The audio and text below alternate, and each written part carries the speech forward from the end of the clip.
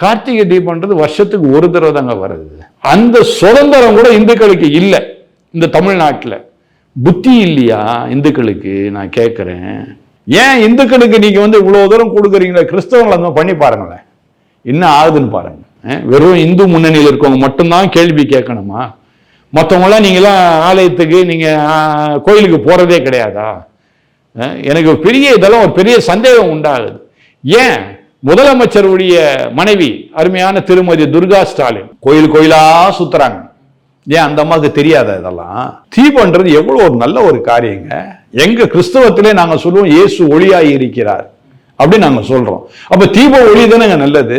அந்த தீப ஒளியை ஏற்றக்கூடாதுன்னு சொன்னா என்னுடைய எல்லா காரியத்தையும் கட்டுப்படுத்துற நீ ஒரு அரசாங்கமா, இது ஒரு ஆட்சியா என்கின்ற ஒரு பெரிய கேள்விக்குறியாகுது.